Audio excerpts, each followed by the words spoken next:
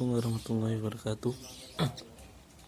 Kami dari kelompok 4 akan melanjutkan presentasi untuk perkuliahan hari ini tentang materi perumusan misi organisasi nirlaba untuk diajukan untuk memenuhi persyaratan kuliah manajemen pemasaran organisasi nirlaba. Baik, langsung aja. Yang pertama tentang pemasaran strategis organisasi nirlaba. Jadi penentuan strategi pemasaran harus didasarkan atas analisa lingkungan eksternal dan eksternal organisasi. Menurut Kotler dan Armstrong, ada 3 hal yang ditempuh untuk menerapkan strategi pemasarannya, ini pemilihan konsumen yang dituju, mengidentifikasi keinginan konsumen, dan menentuan bauran pemasaran. Dan faktor-faktor inilah yang dapat menimbulkan peluang ancaman bagi organisasi, terdiri dari keadaan pasar, persaingan teknologi, ekonomi, sosial, budaya, hukum, dan peraturan. Sedangkan faktor internalnya yaitu menuju adanya keunggulan atau kelemahan organisasi meliputi keuangan, produksi, SDM, serta khususnya di bidang pemasaran sendiri, yaitu dari produk, harga, distribusi, promosi, dan jasa.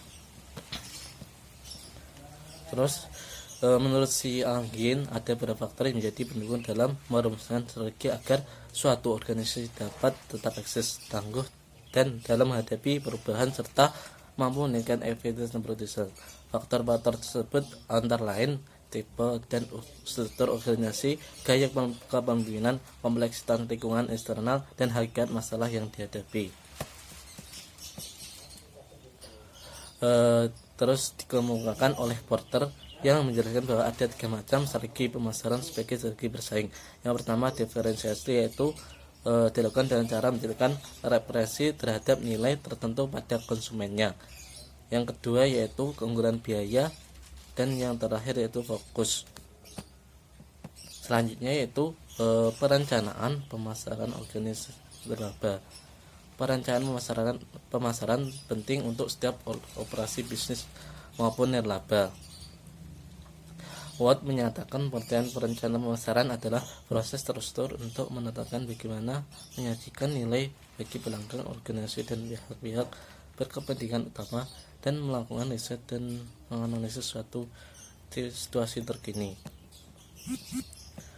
Bagian utama dari perencanaan pemasaran diantaranya yaitu yang pertama tentang pendahuluan, yang kedua situasi pemasaran terkini, yang ketiga sasaran dan isu, keempat pasar sasaran, kelima strategi pemasaran, dan yang terakhir itu program pemasaran. Menurut Hasan, bisnis yang berorientasi pasar, penyusunan rencana pemasaran yang strategis harus mempertimbangkan aspek-aspek yang berkaitan dengan pasar. Langkah-langkah perencanaan strategi pemasaran dimulai dari riset pemasaran untuk menentukan konsumen mana yang menjadi sasaran, mengidentifikasi kebutuhan konsumen agar dapat menentukan kombinasi bauran pemasaran yang paling efektif. Mungkin itu dari saya. Akan melanjutkan teman saya yaitu Mbak Yuan. Saya Yuan Rizky Mulyawati. Di sini saya akan melanjutkan presentasi dari Saudara Wahyu. Poin yang akan saya bahas adalah mengenai pentingnya perumusan organisasi nirlaba. Organisasi nirlaba adalah organisasi yang didirikan dengan niat bukan untuk mencari laba atau keuntungan materi, melainkan niat mendukung dan membantu masyarakat yang krusial untuk direspon dengan kegiatan-kegiatan konkret, baik kebutuhan edukasi, informasi, kesehatan, ataupun kebutuhan lain yang mendesak. Organisasi ini dibentuk oleh sekumpulan warga masyarakat berdasarkan nilai-nilai sosial yang hidup di masyarakat, serta didukung oleh adanya kepedulian terhadap nasib sesama manusia, baik dalam bidang sosial, politik, budaya, pendidikan, dan kesehatan. Organisasi nirlaba menjadi unjuk tombak perubahan sosial melalui perubahan dan kepentingan pribadi menjadi kepentingan publik. Sehingga dengan adanya perumusan organisasi nirlaba ini sangat berdampak dalam perubahan sosial masyarakat. Hal ini disebabkan karena semakin banyak masyarakat yang peduli terhadap sesama, kepedulian masyarakat dengan saling membantu satu sama lain akan menimbulkan perubahan sosial ke arah yang lebih baik. Selanjutnya, pengembangan dan pelaksanaan misi organisasi nirlaba. Pengembangan organisasi nirlaba sangat penting karena dapat meningkatkan kesejahteraan hidup masyarakat. Hal ini dapat dilihat dari keragaman bidang organisasi nirlaba, mulai dari keagamaan, kesenian, kesehatan, pendidikan, lingkungan alam, sosial, pertanian, dan lain sebagainya. Menurut Wirjana, faktor-faktor yang memengaruhi organisasi nirlaba, bila suatu organisasi nirlaba ingin mencapai manajemen organisasi yang berkelanjutan, yaitu kepemimpinan, komunikasi, motivasi, dan koordinasi.